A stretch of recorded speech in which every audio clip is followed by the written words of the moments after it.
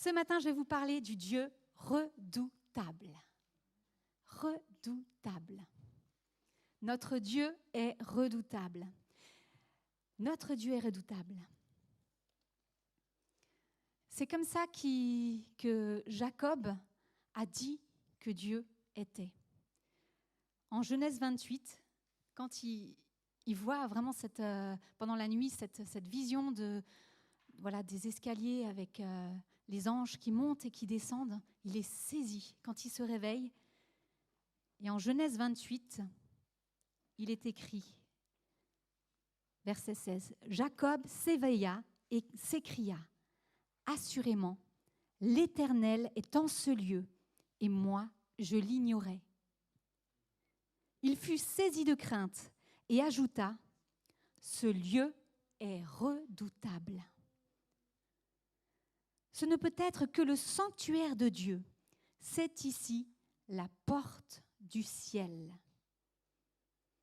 Ma prière, c'est vraiment que ce lieu soit rempli de la présence de Dieu. Parce que notre Dieu est redoutable, ce lieu va devenir redoutable. Et chacun d'entre nous qui portons notre Dieu en nous, nous allons devenir redoutables. Amen. Alors, je crois vraiment que ce matin, le Seigneur veut se révéler à chacun d'entre nous comme ce Dieu redoutable. Est-ce qu'on sait que Dieu est redoutable ? On le sait, et ça c'est une connaissance. Mais est-ce qu'on le vit dans le quotidien ? Ça, c'est encore autre chose. Alors, redoutable signifie qui est à redouter, à craindre fortement.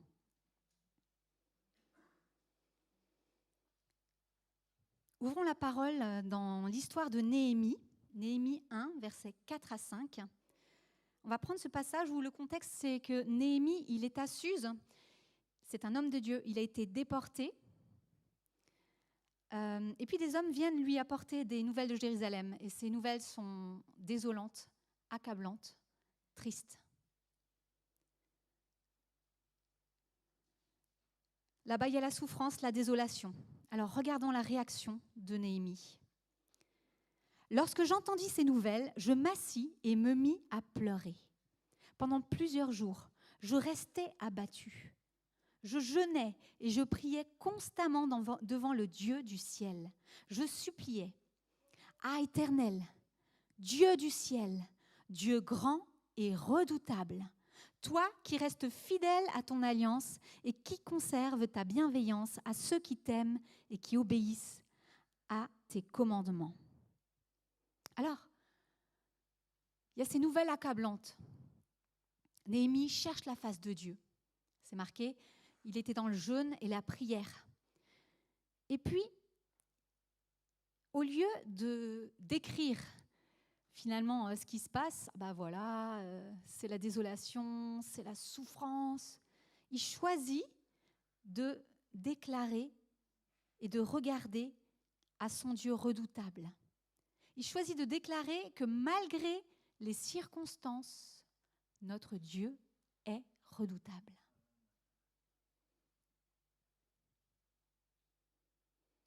Il sait que ce que l'on proclame impacte le visible. Et alors qu'il déclare ça, mon Dieu est redoutable, la faveur de Dieu vient sur lui. Et puis, il est appelé par le roi, et le roi l'envoie pour aller justement à Jérusalem, pour reconstruire la muraille à Jérusalem. En Néhémie 4, 8, là, il va donc il est avec le peuple, et puis là aussi, il dit au peuple, verset 8, « N'ayez pas peur d'eux. Souvenez-vous du Dieu grand et redoutable et combattez pour vos frères, vos fils et vos filles, vos femmes et vos maisons. » Souvenez-vous, ramenez à la mémoire, c'est le mot zakar, ramenez à la mémoire. Alors, ça peut paraître un peu simpliste, c'est vrai. C'est vrai que ça peut paraître un peu simpliste de juste se souvenir pour vaincre la peur, pour continuer à combattre malgré les circonstances. Mais je crois que Néhémie avait vraiment raison, parce que notre Dieu ne change pas. Il est immuable et il est redoutable. Notre Dieu règne au-delà des circonstances, malgré la tempête, malgré le chaos. Souviens-toi de l'Éternel grand et redoutable. Et quand tu te souviens de ça, alors que c'est difficile, tu te positionnes. Tu te positionnes. Qu'est-ce que je choisis de repasser dans mon cœur ? Mes défis, mes impossibilités, mes échecs, mes craintes. Si tu choisis de méditer ça, crois-moi que tu ne vas pas beaucoup avancer. Tu seras abattu. Mais souviens-toi de l'Éternel, grand et redoutable. Souviens-toi de cela. Jérémie choisit de repasser dans son cœur les bontés de l'Éternel. Lamentation de Jérémie, chapitre 3, verset 21. Voici ce que je veux repasser en mon cœur, ce qui me donnera de l'espérance. Les bontés de l'Éternel ne sont pas épuisées. Ses compassions ne sont pas à leur terme. Elles se renouvellent chaque matin. Oh, que ta fidélité est grande. L'Éternel est mon partage, dit mon âme. C'est pourquoi je veux espérer en lui. L'Éternel a de la bonté pour qui espère en lui, pour l'âme qui le recherche. Alors, si notre Dieu est redoutable, logiquement, ça veut dire qu'il est redouté. Il est redouté par l'ennemi.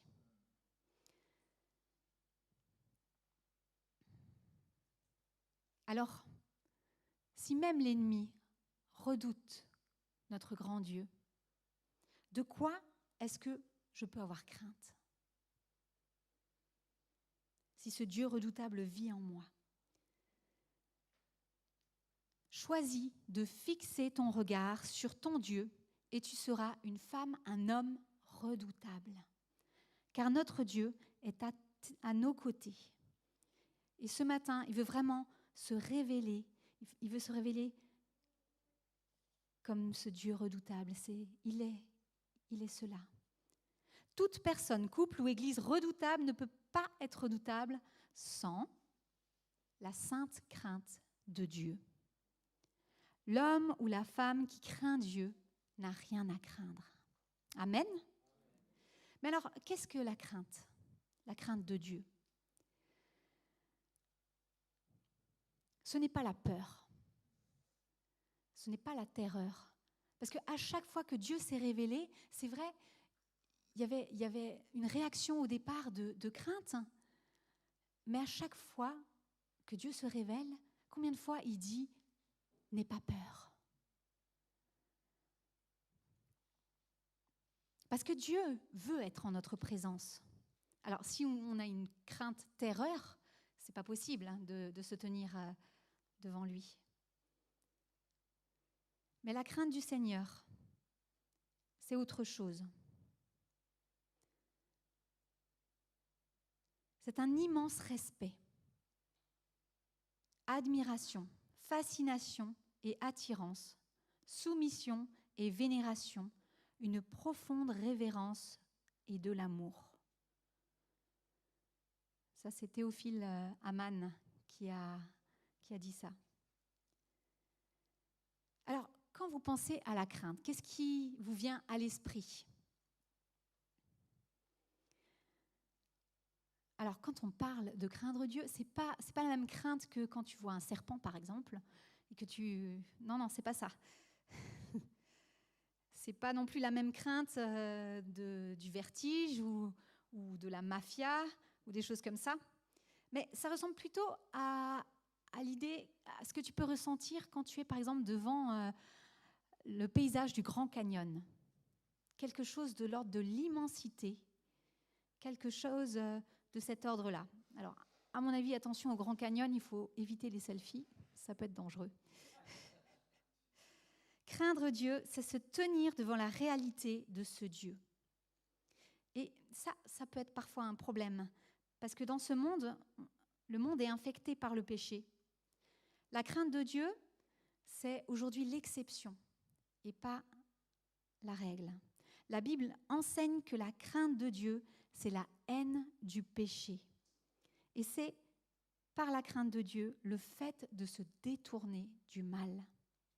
Il est dit dans Romains 3,10, « Il n'y a pas de juste, pas même un seul. Nul n'est intelligent, nul ne cherche Dieu. Tous se sont égarés, ensemble ils sont pervertis. Il n'en est aucun qui fasse le bien, pas même un seul. » Et dans la suite du verset, au verset 15, « Ils ont les pieds légers pour répandre le sang, la destruction ou le malheur sont sur leur chemin. Ils n'ont pas connu le chemin de la paix. » Pour quelle raison ? Quelle est la source de toute la violence et du mal ? On le voit au verset 18. La crainte de Dieu n'est pas devant eux. La crainte de Dieu n'est pas devant leurs yeux. Donc tout le mal finalement de ce monde trouve sa source dans le fait de ne pas craindre Dieu. Et si la crainte de Dieu est une source d'où jaillit la vie, alors ne pas craindre Dieu devrait nous amener droit à la mort. Voilà un petit peu où nous en sommes. La crainte de Dieu, c'est une sainte crainte de lui déplaire. Proverbe 8,15 dit « La crainte de l'Éternel, c'est la haine du mal. » Et c'est aussi aimer, finalement, ce qu'il aime. Dans le prophète Ésaïe, chapitre 11, on peut lire une prophétie à propos d'un sauveur à venir. Et il est dit au verset 3 qu'il prendra plaisir à la crainte de Dieu. Ce sauveur, c'est Jésus.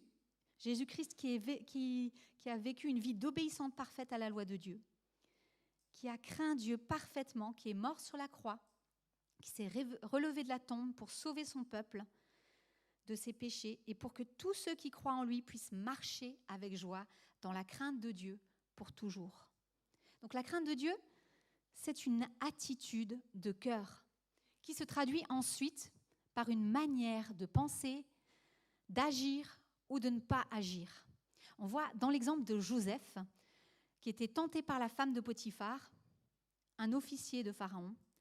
Joseph s'exclame alors « Comment commettrais-je un aussi grand mal et pécherais-je contre Dieu ?» Celui qui a la crainte de Dieu, il ressent une puissante affliction lorsqu'il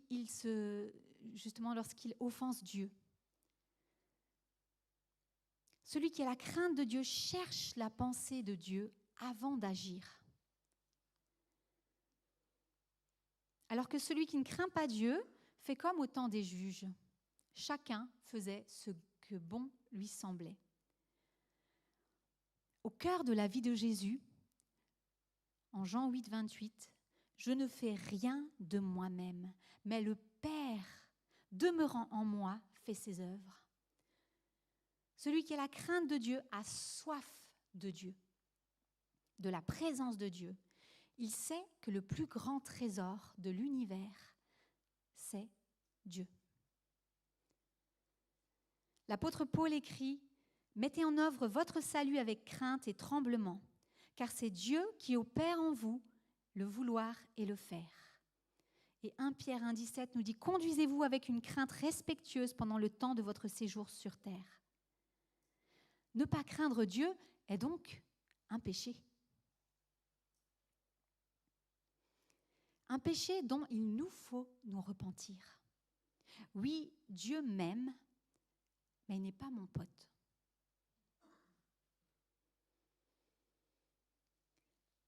On peut, en exemple biblique, voir Abraham qui, par la crainte de Dieu, a obéi à Dieu. Il est parti avec son fils Isaac sur cette montagne avec un âne chargé de bois. En Genèse 22, 12, l'ange reprit « Ne porte pas la main sur le garçon, ne lui fais pas de mal, car maintenant je sais que tu crains Dieu, puisque tu ne m'as pas refusé ton fils unique. » Et Job, on peut citer Job aussi, qui a été qualifié d'homme qui craignait Dieu de manière remarquable. Les conséquences de la crainte de Dieu. Premièrement, une voie royale vers la sagesse. Proverbe 1,7 nous dit que la clé de la sagesse, c'est la crainte de l'Éternel. Et celui qui a un intense respect pour Dieu reçoit des révélations, des projets de Dieu et de la manière dont Dieu voit les choses. Il reçoit la pensée de Dieu. Deuxièmement, l'Éternel aime ceux qui le craignent. Acte 10, 35. En toute nation, celui qui le craint et qui pratique la justice lui est agréable. Psaume 147, 11. Autant le ciel est élevé au-dessus de la terre, autant l'amour de Dieu dépasse tous ceux qui le craignent. Troisièmement, l'Éternel donne la vie à ceux qui le craignent. Deutéronome 6, 1 à 2. Voici les commandements, les prescriptions et les règles que l'Éternel, votre Dieu, a ordonné de vous enseigner, afin que vous les mettiez en pratique dans le pays dont vous allez prendre possession. Afin que tu craignes l'Éternel, ton Dieu, en respectant tous les jours de ta vie, toi, ainsi que ton fils et ton petit-fils, toutes ces prescriptions et tous ces commandements que je te donne, et afin que tu vives longtemps. Proverbe 22, 4. Le fruit de l'humilité, de la crainte de l'Éternel, c'est la richesse, la gloire et la vie. Quatrièmement, l'Éternel exauce les prières de ceux qui le craignent. Psaume 145, versets 19 à 20. Il accomplit les désirs de ceux qui le craignent. Il entend leurs cris et les délivre. L'Éternel garde tous ceux qui l'aiment, mais il détruira tous les méchants.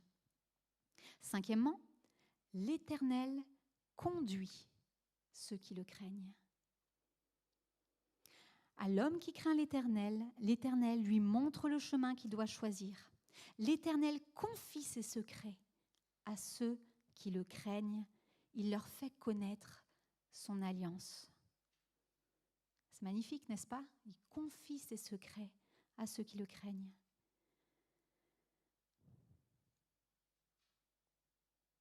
Sixièmement, il pourvoit. Il pourvoit aux besoins, à tous les besoins. Psaume 34, 10 nous dit « Car rien ne manque à ceux qui le craignent ». Et puis je vais passer rapidement sur les 3-4 derniers. Septièmement, il leur assure leur sécurité.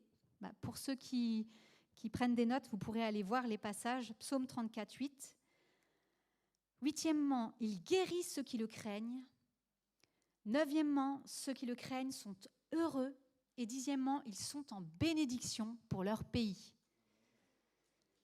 Oui, la crainte de l'Éternel, c'est le secret de la bénédiction et de la réussite dans toutes nos entreprises. Amen. Alors évidemment, l'absence de crainte de Dieu a aussi ses conséquences. Déjà, premièrement, on est privé de toutes les bénédictions là que j'ai pu énumérer, mais aussi la crainte de Dieu est aussi associée à la sanctification. Alors, pas de progression dans la sanctification sans crainte de Dieu. 2 Corinthiens 7, 1 nous dit « Ayons donc de telles promesses, bien-aimés, purifions-nous de toute souillure de la chair et de l'esprit, en achevant notre sanctification dans la crainte de Dieu. » Et Psaume 55, 20 nous dit « Car il n'y a point en eux de changement, et ils ne craignent point Dieu. » Alors, comment pouvons-nous avoir cette crainte ou avoir plus de cette crainte de Dieu? Alors déjà, on apprend la crainte de Dieu par l'enseignement des fidèles serviteurs de Dieu. Et puis dans la Bible, il y a tellement d'exemples. Puis j'aimerais qu'on puisse chercher une perle dans la parole de Dieu. Il y a cette histoire d'Ébimélec. Ébimélec qui a quitté le lieu où Dieu l'avait placé pour fuir la famine. Il a quitté donc avec sa femme Naomi. Et puis il est allé dans le pays de Moab avec ses fils et ses belles-filles. Avec ses fils qui ont trouvé des belles-filles là-bas, pardon. Ébimélec a regardé finalement à la réalité et à la sagesse humaine. Il est mort et ses fils aussi. Il y a eu des conséquences. Boaz, quant à lui, est resté dans ce pays que Dieu voulait, ou Dieu le voulait. Lui aussi a subi la famine, mais il craignait Dieu. Il est resté dans le pays de Juda. Et Juda, en fait, ça nous parle de louange aussi. Ça nous parle d'adoration. Il est resté dans ce pays, malgré ce qu'il voyait, malgré les oppositions, malgré les impossibilités. Il est resté en position. Et nous aussi, on peut apprendre de ça. Rester en position, là où Dieu nous veut. Et rester aussi dans cette attitude de louange, d'adoration, malgré les impossibilités, malgré parfois les oppositions. Son choix a été fruit de cette crainte profonde d'agir en fonction de ce que Dieu voulait. Et il en a été béni. La crainte de Dieu lui a permis de choisir la voie que Dieu voulait. Alors, que cette sainte crainte puisse vraiment nous aider à faire les choix que Dieu veut que nous fassions. Des choix selon la sagesse divine et non selon la sagesse humaine. Que nous puissions être positionnés là où Dieu m'a dit d'être. Je suis, je reste. Là où Dieu nous a plantés pour voir sa gloire, car notre Dieu est fidèle et bon. La crainte de Dieu, c'est aussi apprendre, entre autres, à contrôler sa langue, à haïr le mal et à être des instruments de paix. Si on voit dans le livre de Ruth, il n'y a aucune critique qui sort de la bouche de Boaz. Aucun blâme. C'est incroyable. Ce qui sort de sa bouche, c'est la bénédiction. C'était un homme qui craignait Dieu et qui bénissait les autres.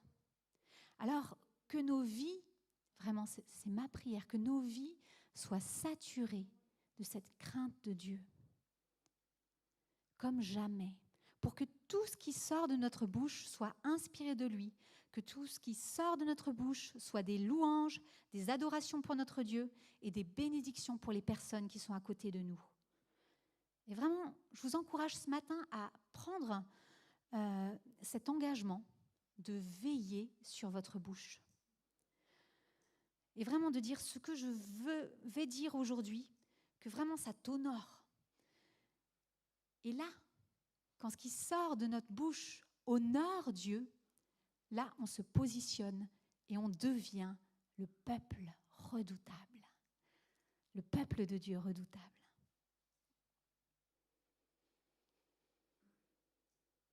Alors, la crainte de Dieu, c'est aussi un choix. On a parlé de positionnement, de choix. David déclare que le méchant choisit de ne pas respecter et honorer Dieu. Il choisit le mal et non le bien. Dans les psaumes 36, versets 1 à 5. Et pour illustrer ce propos, j'aimerais qu'on puisse voir encore une perle, une belle perle de la parole de Dieu. C'est l'histoire de Ruth. Ruth 1, 7. Naomi partit de l'endroit où elle habitait, accompagnée de ses 2 belles filles, et elle se mit en route pour retourner dans le pays de Juda. Donc Ebimélec est mort, et Naomi choisit de retourner dans le pays où Dieu les avait placés. On va poursuivre au verset 16.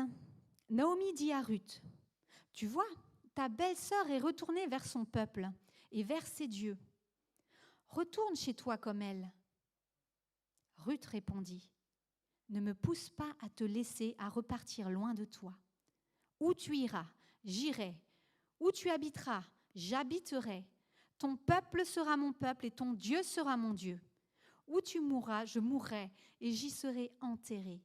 Que l'Éternel me traite avec la plus grande sévérité si autre chose que la mort me sépare de toi. » Waouh, c'est radical, hein? Vous ne trouvez pas? C'est fort ce qu'elle dit. Elle a choisi la crainte de Dieu. Cette crainte de Dieu a permis à Ruth de quitter ce qu'elle devait quitter pour entrer dans le nouveau que Dieu avait prévu pour sa vie. Si elle n'avait pas quitté, elle n'aurait pas vu tout ça. Si elle n'avait pas quitté le lieu que Dieu n'avait pas approuvé, elle ne serait jamais entrée dans les projets que Dieu avait pour elle. Et c'était des projets qui dépassaient son imagination. Proverbe 16, verset 6. Par la crainte de l'Éternel, on se détourne du mal. Moab, cette région où il s'était installé, était ce lieu où le peuple qui demeurait, c'était le fruit de l'inceste de Lot avec sa fille. Et c'était un lieu où on vénérait d'autres dieux.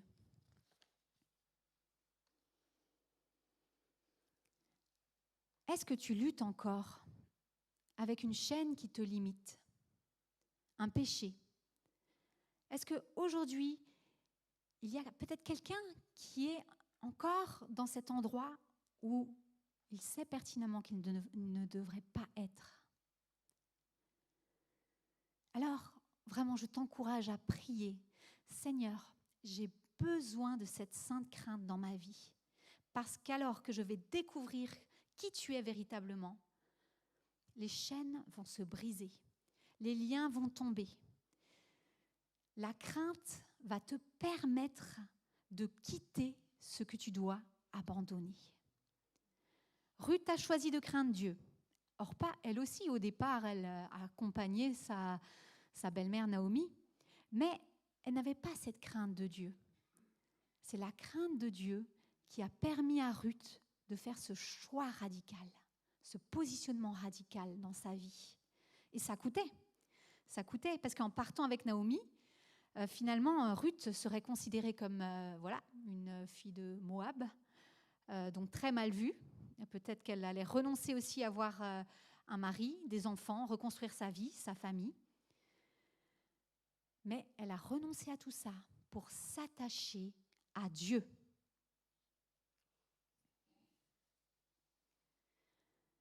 Ruth, elle n'avait pas le bon passé.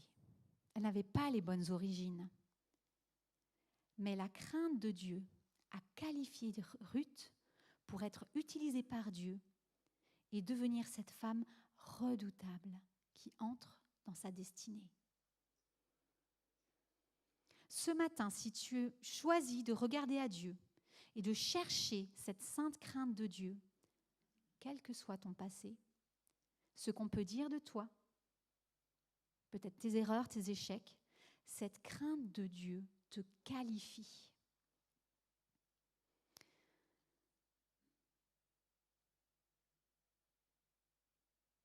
Cette crainte de Dieu te qualifie. Cette crainte de Dieu et également, ça va avec ce désir de te mettre en règle avec Dieu par la repentance. Ça te qualifie pour être utilisé par Dieu et pour être un outil puissant dans les mains de Dieu. Troisièmement, nous pouvons réclamer la crainte de Dieu dans la prière. Dans le psaume 86, avant même de demander à Dieu de le délivrer des hommes violents, David réclame un cœur humble. Un cœur humble et pur qui craint Dieu. David, il a soif d'un cœur bien disposé devant Dieu.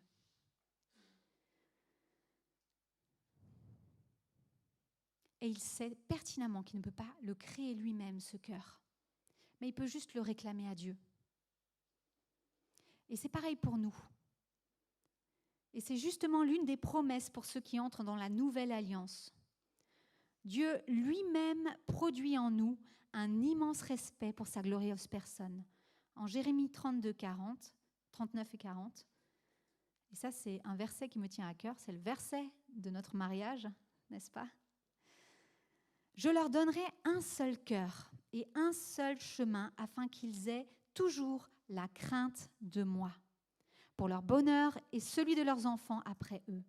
Je conclurai avec eux une alliance éternelle, d'après laquelle je ne renoncerai plus à eux, mais leur ferai du bien et mettrai la crainte qui m'est due dans leur cœur, pour qu'ils ne se détournent plus de moi.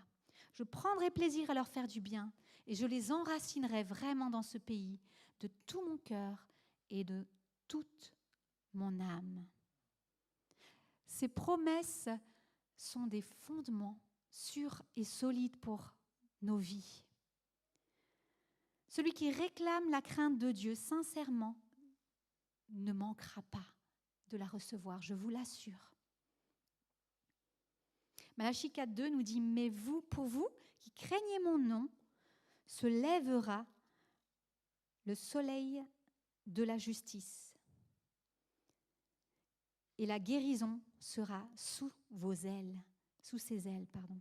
Vous sortirez et vous sauterez comme les veaux d'une étable. » Alors je vous invite vraiment à vous placer devant Dieu, à prendre conscience ce matin de la présence du Dieu redoutable.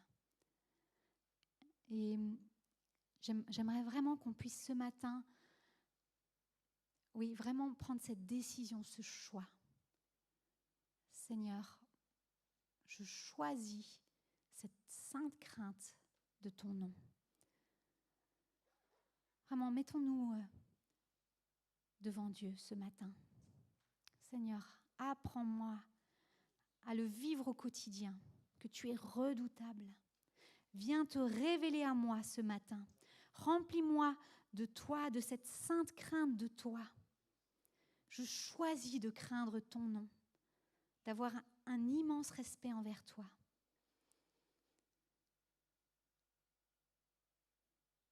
Donne-moi la force de quitter ce que je dois quitter.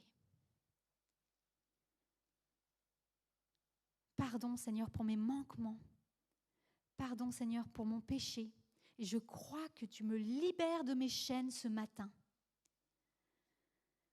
Je veux craindre ton nom. Je veux devenir cette femme, cet homme redoutable, parce que tu me remplis de toi. Toi, le Dieu redoutable. Apprends-moi aussi à rester ferme et fidèle sur les paroles que tu m'as données. Je ne veux pas les oublier. Et quand tu dis une parole, je veux y obéir parce que tu ne parles pas pour rien. Je veux respecter tes paroles, Seigneur Dieu. Nous élevons ton nom ce matin encore, Seigneur. Tu es le plus grand, Seigneur. Tu es le Dieu redoutable. Et je prie pour cette Église, que cette Église devienne redoutable parce que chacun d'entre nous, nous avons ce Dieu redoutable en nous. Que cette Église vraiment soit le reflet de notre grand Dieu redoutable.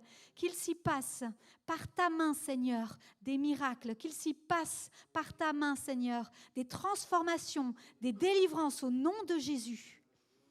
Merci, Seigneur, de nous remplir de toi. Révèle-toi à nous, Seigneur, encore plus fort. Nous avons besoin de saisir qui tu es. Et nous voulons vraiment nous courber devant toi, Seigneur, et t'adorer pour qui tu es. Prions au nom de Jésus. Amen.